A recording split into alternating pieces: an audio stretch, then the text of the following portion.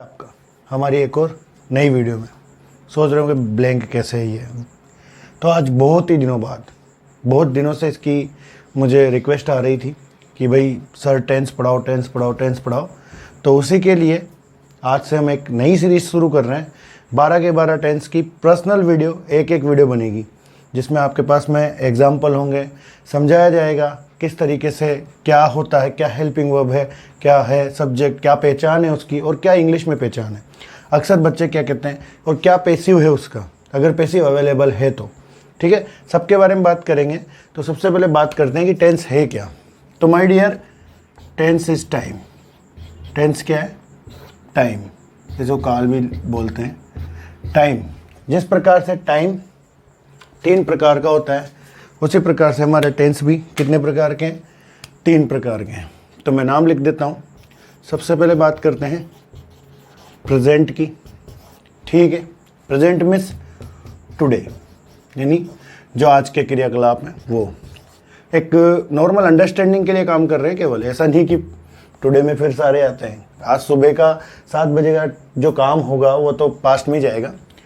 Past means yesterday, जो बीत चुका है, सॉरी।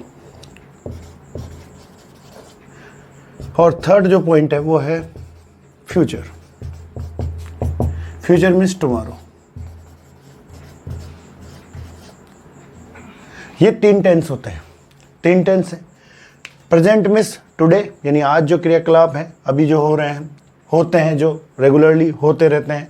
आज जो होता है अगर वो फ्यूचर में भी होता है और होता ही रहेगा हमेशा, जैसे पक्षी आसमान में उड़ते हैं, हाँ, मुझे मिठाई पसंद है, तो वो आज भी है और इन फ्यूचर भी रहेगी। पास्ट में जो बीत चुका है, जो काम हो चुका है, फ्यूचर में जो काम होगा। ठीक है।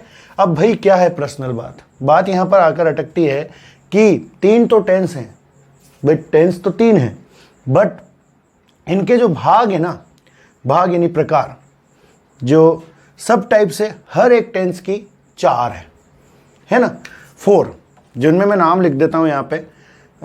एज ए अंडरस्टैंडिंग लेंगे केवल, है ना। सिंपल या इंडेफिनिट।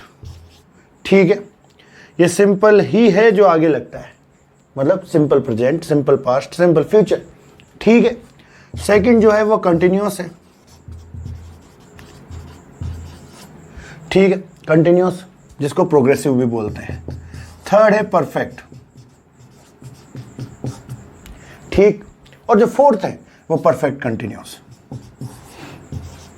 परफेक्ट, शॉर्ट में लिख रहा हूं, कंटिन्यूअस। ठीक है, ये अपने हर एक टेंस के 4 भाग होंगे। हर एक टेंस का 4 भाग का मतलब सिंपल प्रेजेंट, है ना, प्रेजेंट कंटिन्यूअस, प्रेजेंट परफेक्ट और प्रेजेंट परफेक्ट कंटिन्यूअस। ठीक है, ये 4 भाग होंगे हर एक टेंस के। ऐसे ही simple past, past continuous, past perfect और पास्ट परफेक्ट कंटिन्यूअस। ऐसे ही simple future, future continuous, future perfect और फ्यूचर परफेक्ट कंटिन्यूअस। ये हम ट्रेडिशनल इंग्लिश पढ़ रहे हैं। आज के जो विद्वान लोग हैं वो तो कहते हैं कि यहाँ 8 टेंस होते हैं, मतलब प्रेजेंट और पास्ट, फ्यूचर तो कोई टेंस ही नहीं है। कई लोग कहते हैं और कई लोग ये भी कहते हैं 16-18 टेंस है।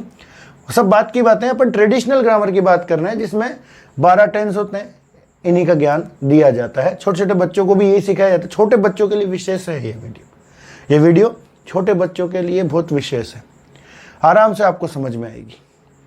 ठीक है, तो ये तो है प्रकार। अब पढ़ेंगे अपन सिंपल प्रेजेंट। तो मैं इरेज कर देता हूँ, उसके बाद अपन स्टार्ट करते हैं अपना पहला और आज का, मतलब इस वीडियो का मैं देखो पर्सनल वीडियो बनाऊंगा हर एक टेंस की। हर एक टेंस को इजी वे में, छोटे से छोटे तरीके से, मतलब छोटे छोटे बच्चे के आ जाए वो समझ में, ऐसा अपन टारगेट लेके चल रहे हैं। तो सिंपल प्रेजेंट की बात करते हैं। ये मेरा एन है, कई लोग सवाल उठा देंगे। Simple present. अब भाई सिंपल प्रेजेंट क्या है? सिंपल प्रेजेंट की हिंदी की रिकॉग्निशन में आइडेंटिटी बता दूं आप लोगों को, तो ये है ता है,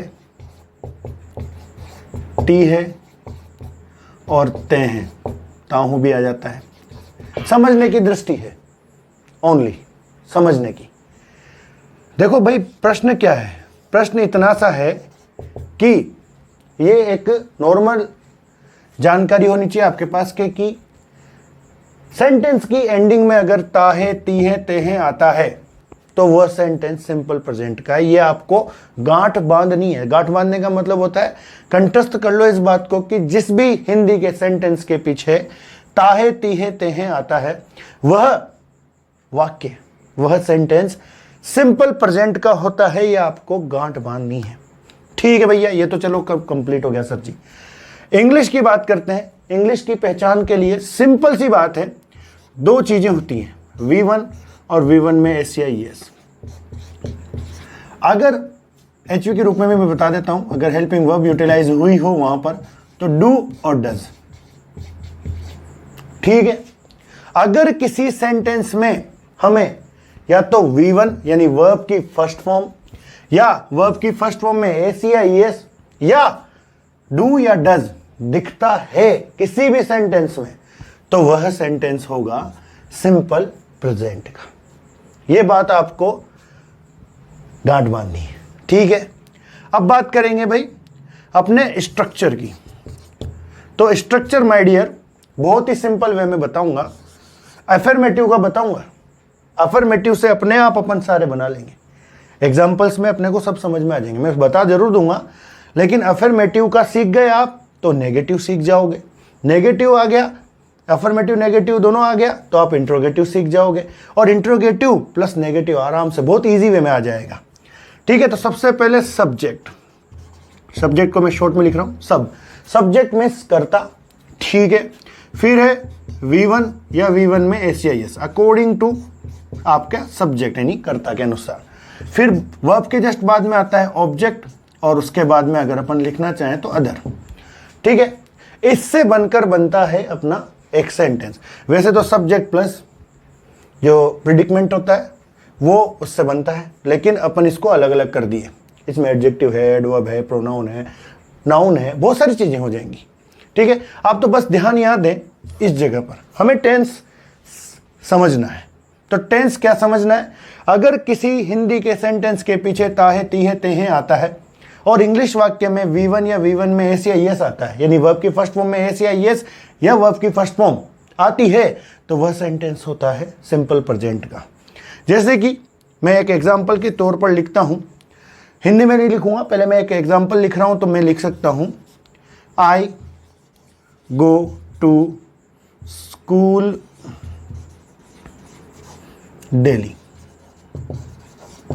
तो माय डियर, आई को अपन प्रेजेंट टेंस क्या सभी जगह पर, ट्रेडिशनल इंग्लिश में तो सभी जगह पर इसको प्लूरल माना जाता था, लेकिन आजकल के जो युवा अंग्रेजी ग्रामर के जो नेता लोग आ रहे हैं वो आई को पास्ट में तो सिंगुलर मान लेते हैं और प्रेजेंट में प्लूरल मानते हैं। तो आई के साथ V1 का प्रयोग किया जाता है। तो V1 देखते ही अपने को पता लग जाएगा ये क्या है, सिंपल प्रेजेंट। ये कौन से टेंस का वाक्य है, सिंपल प्रेजेंट का।